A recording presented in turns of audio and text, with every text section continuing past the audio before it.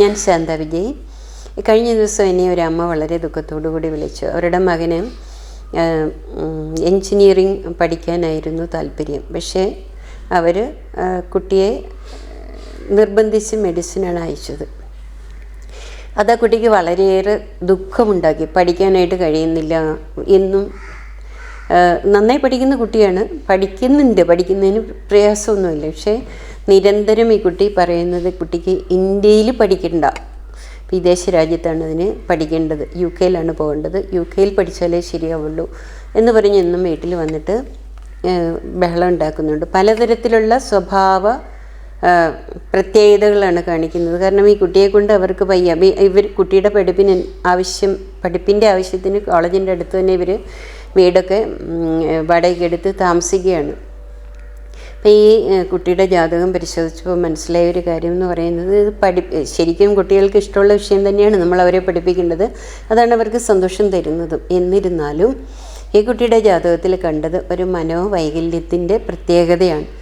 അതുകൊണ്ടാണ് ഈ കുട്ടി ഇത്രയും റിബല്യസായിട്ട് ഈ ആൾക്കാരോട് പെരുമാറുന്നത്. കാരണം അവർക്ക് ആ കുട്ടിയെ കൊണ്ട് ഒട്ടുമേ ജീവിക്കാൻ പറ്റാത്തത്ര ബുദ്ധിമുട്ടുകളാണ്. സൂയിസൈഡൽ ടെൻഡൻസി, ഭക്ഷണം കഴിക്കുന്നില്ല, ദുശാഠ്യങ്ങൾ, ഇങ്ങനെയൊക്കെയാണ് പോകുന്നത്. അപ്പോൾ ഇത് കണ്ടപ്പോഴേ എനിക്കൊരു കാര്യം പറയണമെന്ന് ഓർമ്മ വന്നത്, കാരണം ഇപ്പോഴത്തെ ഒരു സാഹചര്യത്തിൽ ഈ ലോകത്ത് നമ്മൾക്ക് എന്ത് തരം ഇൻഫർമേഷൻ വേണമെങ്കിലും നമ്മളുടെ കയ്യിലാണ്.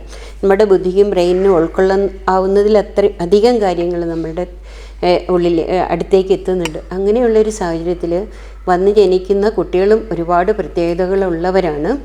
പല കുട്ടികൾക്കും ഇതുപോലെയുള്ള സ്വഭാവ പ്രത്യേകതകൾ അല്ലെങ്കിൽ ഡിസോർഡറുകളെന്ന് വേണമെങ്കിൽ പറയാം, അത്തരത്തിലുള്ള ബുദ്ധിമുട്ടുകൾ കാണുന്നുണ്ട്. അത് കാലഘട്ടത്തിൻ്റെ ഒരു പ്രത്യേകതയാണ്. ചില അച്ഛനും അമ്മയ്ക്കുമൊക്കെ അത് പെട്ടെന്ന് മനസ്സിലാകും, കുട്ടിക്ക് എന്തോ ഒരു പ്രത്യേകതയുണ്ട്, അല്ലെങ്കിൽ അവരോട് ദേഷ്യപ്പെടാതെ സഹാനുഭൂതിയോടുകൂടി അവരെ മാനേജ് ചെയ്യാനുള്ള കഴിവുണ്ടാകും. ചിലർ അത് കുട്ടികളുടെ ശാഠ്യമായിട്ട് കണക്കാക്കി കൂടുതൽ സംഘർഷത്തിലേക്ക് അവരും കുട്ടികളും പോവുകയാണ്. പല ആളുകളും, ഇത് ഒരു കുട്ടിയുടെ കാര്യം ഞാൻ പറഞ്ഞു എന്നേ ഉള്ളൂ, ഇങ്ങനെ അനവധി പേരുടെ കാര്യം ഞാൻ നിരന്തരം കേൾക്കാറുള്ളതാണ്. പഠിക്കില്ല, ചിലപ്പോൾ കോളേജിൽ പോവില്ല, വീട്ടിൽ തന്നെ ഇരിക്കും, മുറി അടച്ചിരിക്കും, അവർ പുറത്തോട്ട് ഇറങ്ങുന്നില്ല, ആളുകളുമായിട്ട് പെരുമാറുന്നില്ല.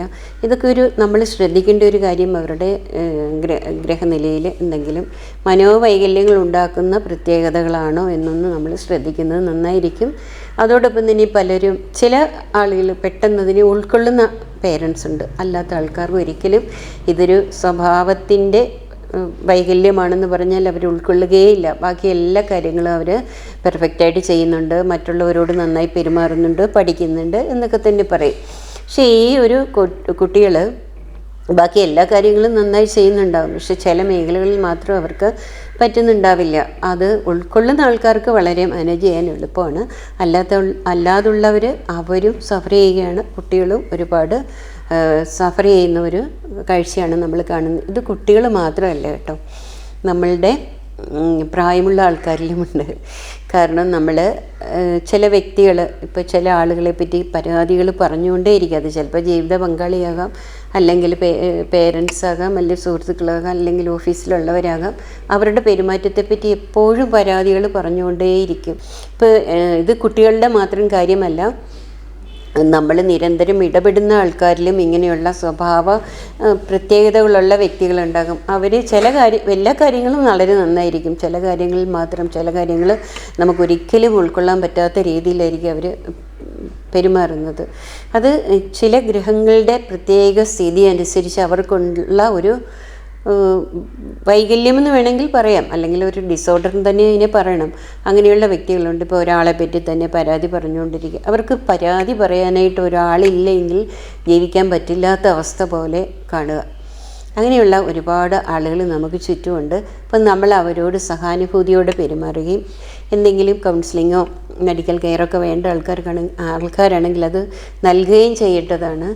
ഇപ്പോൾ ഞാൻ ക്ലാസ് എടുക്കുമ്പോൾ ക്ലാസ്സിലെ ആളുകൾ പറയാറുണ്ട്, ഇപ്പോൾ ഈ ഗ്രഹങ്ങളുടെയൊക്കെ സ്വഭാവം പഠിച്ചു കഴിഞ്ഞപ്പോൾ ഇപ്പോൾ കൂടെയുള്ള ആരെങ്കിലും പെട്ടെന്ന് വളരെയേറെ പെട്ടെന്ന് കാരണം കൂടാതെ ദേഷ്യപ്പെടുകയൊക്കെ ചെയ്യാൻ പെട്ടെന്ന് അവർക്ക് തോന്നുന്നു, ഓ ഇത് ചൊവ്വയുടെ പ്രവർത്തനമാണ്, അല്ലെങ്കിൽ അത് അവരുടെ ഇമ്പൾസീവായിട്ടുള്ള ഒരു സമീപനമാണെന്നൊക്കെ പെട്ടെന്ന് മനസ്സിലാകുമെന്ന് പറയാറുണ്ട്.